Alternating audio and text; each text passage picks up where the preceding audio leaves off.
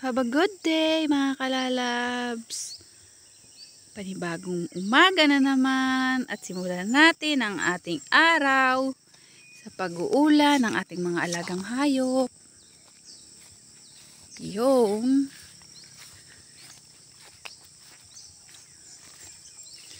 thank you so much mga kalalabs sa panonood nyo ng aking mga video. At sana po ay patuloy nyo pa rin pong panoodin. Maraming salamat po. Kung hindi pa po kayo nakapag-subscribe sa aking channel, please follow nyo po ako. Yan, ito po yung aming palayan. Napakabango po ng palay tuwing umaga. Yun nga lang po, tingnan nyo kati na kaya isa't dalawa kung makakasurvive po itong palayan na ito. Di po. Isa't dalawa pa siya kung makakasurvive po siya. Ang ano po, ang lalaki na ng bitak Kaya naman.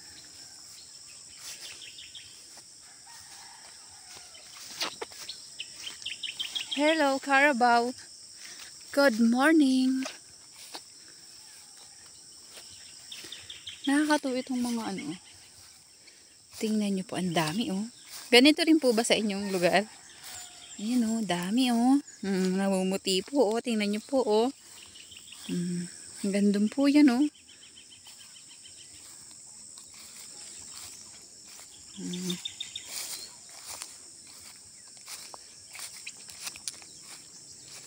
dami. Let's go. Nakasalubong ko si Bamboo, ang aking pamangkin. Galing din po yan sa pag-uula. Pumapasok po yan, napakaaga po yan mag-ula rin ng kanyang mga alagang hayop. Nag-aaral po yan tuwing umaga, ula-ula rin siya. Ha? Ano?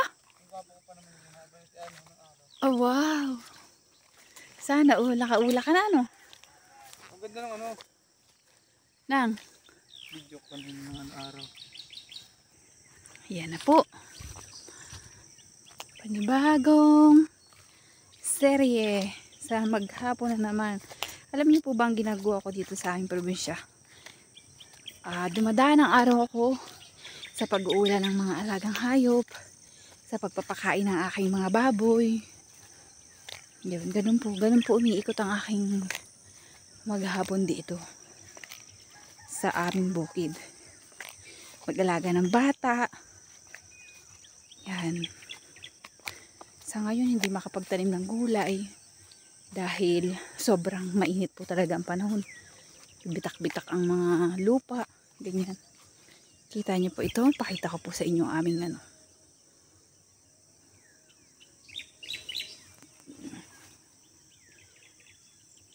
ganyan po katindi ang tag-init na yun.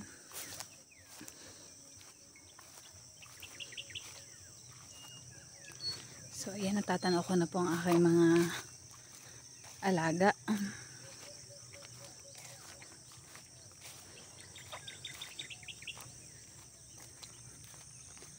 Tanananan, nanan. Ganito ang buhay sa probinsya. Kayo, kumusta po ba kayo sa inyong probinsya? Ano po bang mga ginagawa nyo rin? Katulad din po ba ng sa akin? Mag-uula ng hayop, magpakain ng mga baboy. Yan. Pandak. Yan po si Pandak. Sumasama po yan dun sa aking tatay. Ayun po yung aking tatay. Maaga pa lang nag-uula na. Naunahan niya ako.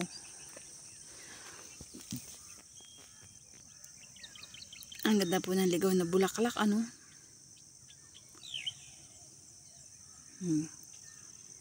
kulay mga violet sila.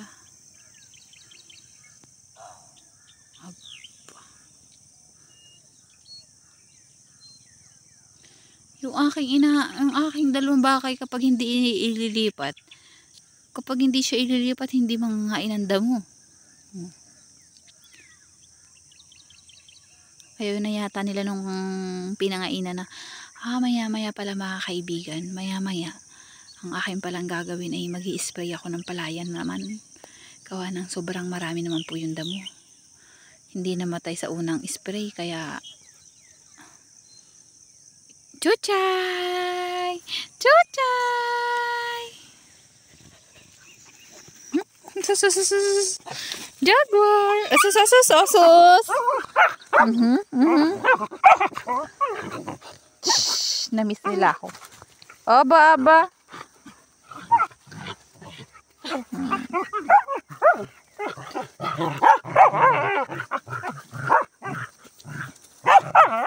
Chay! Chuchay! Chu! Doon po kasi ako natulog sa kabilang lola ko eh. Kaya, sa kabilang baryo.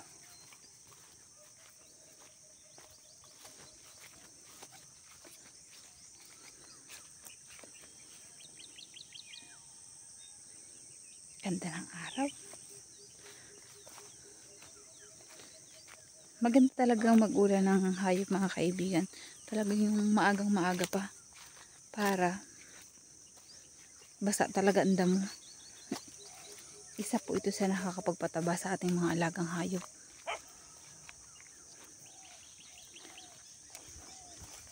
Ang aking magnanay na baka.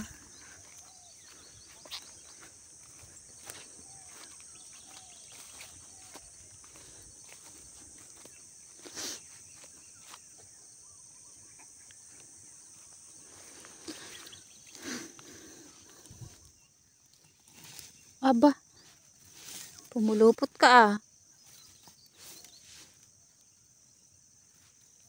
Ito ang hindi ko matukyan kung paano.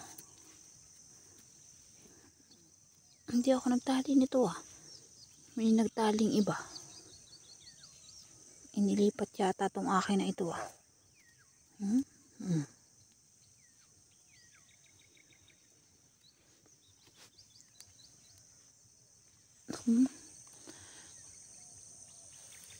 Bakit hindi pa kayo nangangain? Naku, bakit ang pula-pula na ng pig-i mo? Ha?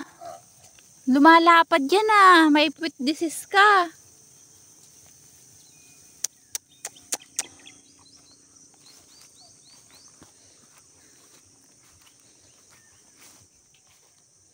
Talagang. Na paano yan? Alam niyo po ba mga kaibigan na pwedeng igamot sa ganyan? Para po baga siyang may rashes. O? Ano po bang inilalagay nyo?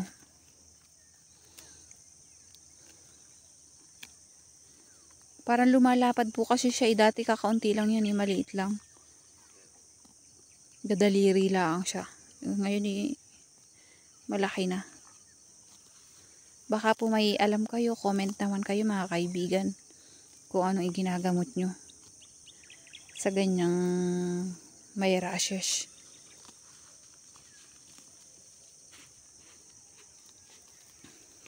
Aba. Napapaano ka?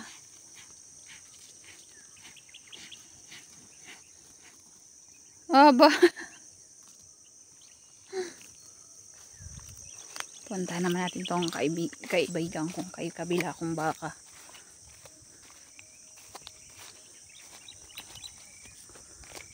Oh. Bakit hindi ka pa nangangain? Ano pang ginagawa mo sa buhay mo? So, yan po siya mga kaibigan. Ito pong mga alaga kong baka na ito talaga. Sinusuwag ako. Sinusuwag niya ako. Ito yung aking kinakausap-kausap eh. Kaya naman, kailangan po natin ito sa ating mga alagang hayop. Aray ko. Huwag mo kong, aray ko, andalihin na sungay mo. Bakit? Oh. Sige ka, pag lumasik ako. Sige ka, pag ako, pag ako tumalbog, at ako nasaktan,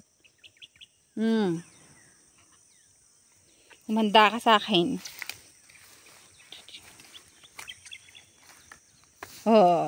Mangain ka na.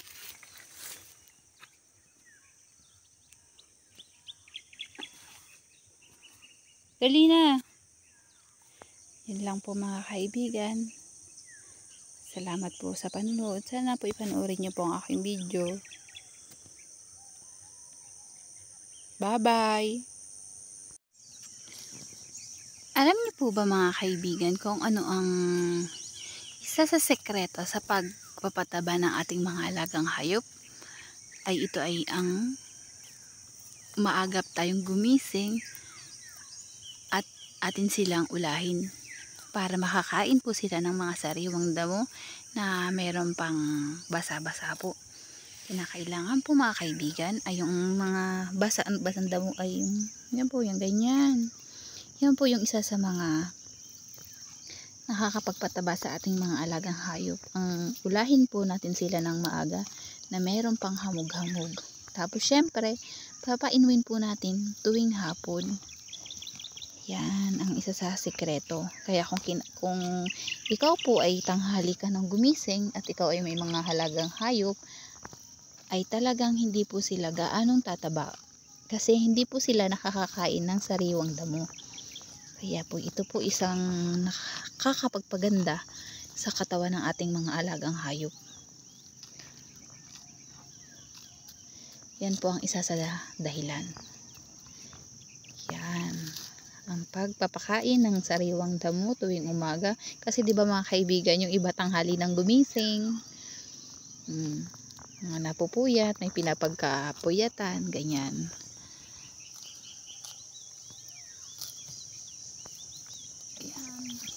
Itong aking pong inahin na ito mga kaibigan ay ito po ay nagre-recover pa lamang dahil nga po siya ay may anak. Yan. Kaya naman inaagahan ko nga po ang pag-uula para makakain po sila ng sariwang damo. Kasi maya-maya po pag tanghali na ang dry na po ng damo, ang pangit na. Kumbaga sa kanin walang ulam. Ay nakakahirin, nakakaluog na po yun sa ating mga alagang hayop, hindi po ba? Kaya yan maganda, basa-basa po siya. Yan oh. Tapos yung masipag ka rin po talagang maglipat-lipat. Ako po kasi sa maghapon nakakatatlong ula po ako. Sa tanghali inililipat ko po sila. Tsaka yung hindi po sila dapat masyadong naiinitan. Yung baka po pag naiinitan, syempre nakakabansot po yan. Mababansot po sila. Kaya hindi ko po masyadong, kapag tirik na po yung araw, inililipat ko po sila sa may kanlong. Pero ang baka na po talaga, ikusa po talaga itong nagpapainit eh. Pero nilalagay ko pa rin po sila sa may makakanlungan sila. So bahala na sila kung gusto nilang magpainit. Yun. Nakakatatlong ula po rin ako sa maghapon. Kumbaga ay may pananghalian pa. Yun po ang ating sikreto sa papaganda ng ating mga alagang hayop mga kaibigan. Kaya po kung ikaw ay may alagang hayop na payat-payat dyan, ay ikaw ay gumising na po ng maaga para makakain ng sariwang damo. At syempre, sipagan mo rin po ang paglipat ng iyong hayop. Kung kailangan gawin mo tong 4, gawin mo tong 4. Pero ako talaga 3 po lang. Umaga, tanghali, hapon. Tapos magpapainom ng tubig. Yun po ang aking ginagawa.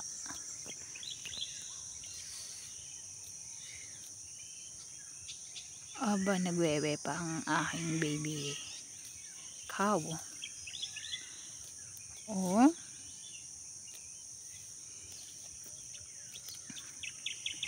So, yun lang po mga kaibigan. Have a good day. Thank you so much.